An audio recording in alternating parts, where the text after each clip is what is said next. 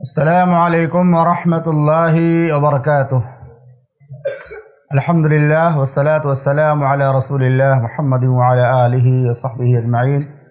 وعلی جمیع من تبعہم بإحسان الی یوم الدین، اما بعد۔ معزز محترم سامعین کرام، دینی اور اسلامی بھائیوں، آج کے درس میں ہم ریاض الصالحین کی حدیث نمبر 29 پڑھیں گے، جس کے اندر اس بات کا تذکرہ ہے کہ قریبی اور محبوب ترین رشتہ داروں کی وفات پر آنسو بہانا یا آنکھوں کا اشکبار ہونا یہ رحمت کی دلیل ہے۔ آدمی کسی قریبی رشتہ دار کی وفات پر غمزدہ ہو، زبان سے کچھ نہ بولے لیکن آنکھوں سے آنسو چھلک پڑے تو یہ اللہ کی رحمت کی دلیل ہے۔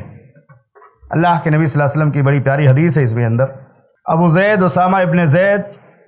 رسول اللہ صلی اللہ علیہ وسلم کے آزاد کردہ غلام اور آپ کے محبوب کے بیٹے، ان سے روایت ہے، وہ بیان کرتے ہیں کہ ایک مرتبہ واقعہ پیش آیا کہ نبی صلی اللہ علیہ وسلم کی بیٹی نے آپ کی طرف پیغام بھیجا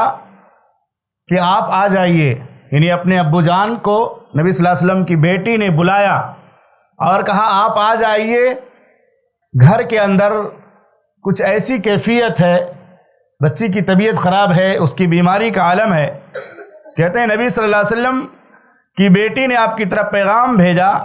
کہ میرے بیٹے کا آخری وقت ہے، بالکل جانکنی کی کیفیت طاری ہے، بچہ جو گھر میں ہے بہت زیادہ بیمار ہے، آپ صلی اللہ علیہ وسلم تشریف لے آئیں۔ آپ نے جب وہ قاصد پہنچ کر کے اللہ کے نبی صلی اللہ علیہ وسلم کے پاس گیا، وہ قاصد آپ کی بیٹی کی طرف سے جو قاصد پہنچا اللہ کے نبی صلی اللہ علیہ وسلم کے پاس، تو آپ نے جواب میں کیا کہا،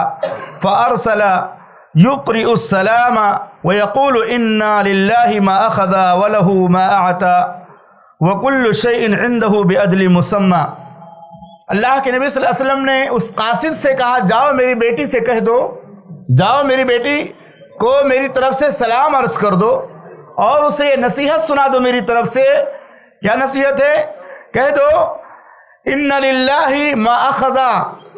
جو کچھ اللہ نے لیا اسی کا تھا، جو اولاد یا جو بیٹا یا بیٹی جس کا انتقال ہوا ہے وہ اللہ ہی کا تھا، اللہ نے لے لیا۔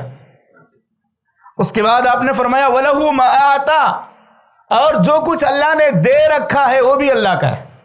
جو لے لیا وہ بھی کس کا تھا؟ اللہ کا تھا، اور جو نعمتیں اللہ نے دے رکھی وہ بھی کس کی دی ہوئی ہیں؟ اللہ کی، وہ بھی اللہ کی ہے۔ فَلْتَصْبِرْ وَلْتَحْتَسِبْ، چاہیے کہ وہ صبر کرے اور اللہ سے ثواب کی امید رکھیں۔ اس کے بعد کہتے ہیں فَأَرْسَلَتْ إِلَيْهِ تُقْسِمُ عَلَيْهِ لَيَأْتِيَنَّهَا،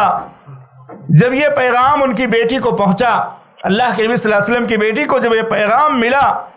تو آپ صلی اللہ علیہ وسلم کی صاحبزادی نے پھر پیغام بھیجا اور قسم دیتے ہوئے کہا آپ ضرور تشریف لے آئیے۔ دوبارہ آپ کی بیٹی نے پھر اس آدمی کو بھیجا اور کہا جا کے ابو سے کہہ دو، قسم دلاتے ہوئے کہا جا کے کہہ دو کہ وہ ضرور تشریف لائیں، اللہ کے نبی صلی اللہ علیہ وسلم ضرور تشریف لائیں۔ اس کے بعد اللہ کے نبی صلی اللہ علیہ وسلم کو جب یہ پیغام بھیجا، قسم دیتے ہوئے جب یہ پیغام بھیجا تو آپ صلی اللہ علیہ وسلم کھڑے ہو گئے اور آپ کے ساتھ معاذ بن جبل، سعد بن عبادہ، ابی بن کعب اور زید بن ثابت رضی اللہ عنہم بھی موجود تھے۔ یہ دیگر صحابہ کرام کی جماعت کو لے کر اللہ کے نبی صلی اللہ علیہ وسلم چل پڑے کہ ہاں اپنی بیٹی کے گھر، کیونکہ آپ کو پتا ہو گیا کہ ہمارے گھر، ہماری بیٹی کے گھر میں اس طرح کا حادثہ ہونے والا ہے۔ تو اللہ کے نبی صلی اللہ علیہ وسلم کے ساتھ سعد بن عبادہ، معاذ بن جبل، ابی بن کعب، زید بن حارثہ اور بہت سارے صحابہ کرام پہنچ گئے اللہ کے نبی صلی اللہ علیہ وسلم کے ساتھ ان کے گھر۔ اللہ کے نبی صلی اللہ علیہ وسلم کے ساتھ صحابہ کرام کی جماعت پہنچی تو اللہ کے نبی صلی اللہ علیہ وسلم کی گود میں اس بچے کو رکھ دیا گیا۔ وہ بچہ جاکنی کے عالم میں تھا،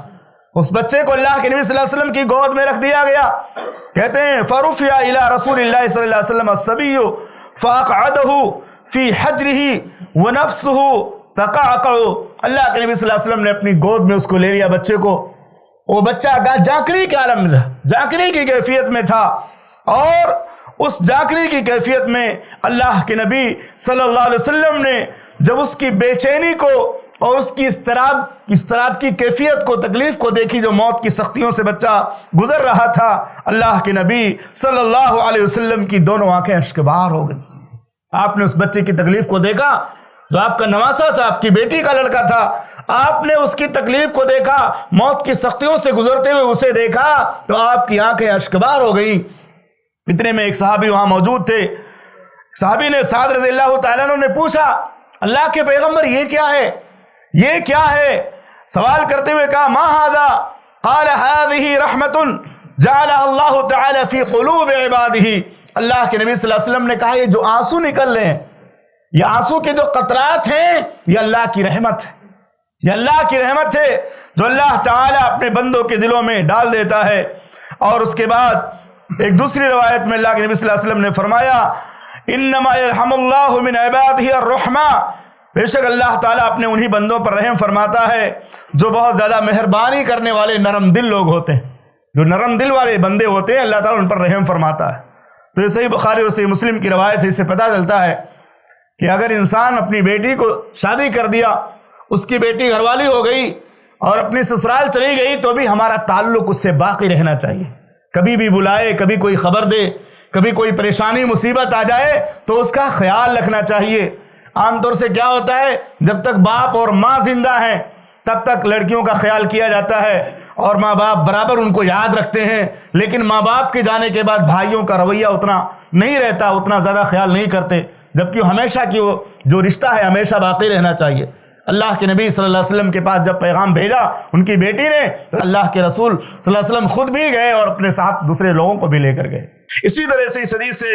شارحین حدیث نے یہ بھی ایک مسئلہ استنباط کیا ہے کہ کسی آدمی کی بیماری کی اطلاع ملے، کہیں عیادت کے لیے جانا ہو، کوئی آدمی بہت زیادہ بیمار ہو اور اگر نزدیک اس کا گھر ہے، کوئی بیمار ہے اس کا گھر نزدیک ہے، ہم سے زیادہ لمبا نہیں ہے، تو ہمیں پیدل جانا چاہیے، پیدل جانا سنت ہے۔ اللہ کے نبی صلی اللہ علیہ وسلم اور دوسرے صحابہ پیدل ہی گئے، کیونکہ اگر آدمی 10 قدم پہ ہے اور گاڑی سے اور کر و فر کے ساتھ اور جو ہے جاو حشم کے ساتھ جائیں گے تو وہ بات دل کے اندر پیدا نہیں ہوتی، پیدل ہی جانا چاہیے اگر آدمی کی عیادت کی جگہ قریب ہے جہاں وہ جانا چاہتا ہے۔ اسی طرح سے اس حدیث سے بات بھی ثابت ہوتی ہے کہ اگر کسی محبوب ترین رشتہ دار کی وفات ہو جائے، چاہے سگا بیٹا ہو، سگی بیٹی ہو، نواسا ہو، پوتا ہو، پوتی ہو،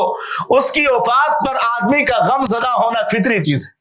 آدمی کا غم زدہ ہونا فطری چیز ہے، اور اگر اس غم کے اندر آنکھوں سے اشک آ جاتے ہیں، اس غم کے اندر آنکھوں سے آنسو آ جاتے ہیں تو یہ رحمت کی دلیل ہے۔ ورنہ کتنے لوگ بہت کٹھور ہوتے ہیں، ان کی آنکھوں سے جلدی آنسو نہیں آتے، دل نرم نہیں پڑتے۔ اللہ کے نبی صلی اللہ علیہ وسلم کی آنکھیں اشک بار ہو گئیں، آپ صلی اللہ علیہ وسلم کی آنکھوں سے آنسو جاری ہو گئے۔ اسی طرح سے اس حدیث سے بات بھی ثابت ہوتی ہے کہ اگر کسی آدمی کے یہاں بچے یا بچی کی وفات ہو جائے اور وہ اس پر صبر کر لے تو اس کا بہت بڑا اجر ہے۔ ایک حدیث میں اللہ کے نبی صلی اللہ علیہ وسلم نے بڑی وضاحت کے ساتھ فرمایا، جب کسی آدمی مسلمان آدمی کی بیٹی یا بیٹے کا انتقال ہو جاتا ہے تو اللہ تعالیٰ فرشتوں سے پوچھتا ہے میرے بندے کے دل کے ٹکڑے کو لے لیا اور اس کے لخت جگر کو تم نے چھین لیا، اس کی روح قبض کر لی؟ تو کہتے ہیں ہاں روح تو نکال لیا۔ کہا کیا کہا؟ کہا حمدک واسترجع، کہا الحمدللہ علی کل حال کہا اور انا للہ و انا الیہ راجعون پڑھ دیا اس نے۔ تو اللہ تعالیٰ کہتا ہے میرے بندے کے لیے جنت میں گھر بنا دو اور اس کا نام بیت الحمد رکھ دو۔ یہ فضیلت ہے۔ بچے یا بچے کی وفات، جو ہمارا سگا بچہ یا بچی بلوغت سے پہلے وفات پا جائے اور آدمی اس پر صبر کر لے جائے تو اس صبر کے بدلے اللہ جنت میں الگ سے ایک خصوصی گھر عطا فرماتا ہے۔ اللہ سے دعا ہے کہ رب العالمین ہم تمام مسلمانوں کو تمام پریشانی اور مصیبتوں میں صبر کی توفیق عطا فرما، ہمیں ہر طرح کی آفتوں سے پریشانیوں سے محفوظ فرما اور ہم سب کو ایمان کے ساتھ موت نصیب فرما، آمین۔ صلی اللہ علیہ نبی کریم السلام۔ ایسے ہی فائدہ مند اسلامک ویڈیوز دیکھنے اور منہج سلف پر کتاب و سنت کی تعلیمات کو عام کرنے میں ہمارا تعاون کرے تاکہ آپ کے لیے ذریعہ نجات، جنت کے حصول کا سبب، ساتھ ہی مال میں برکت و اضافے کا ذریعہ بھی بنے، آمین۔ جزاک اللہ خیرن۔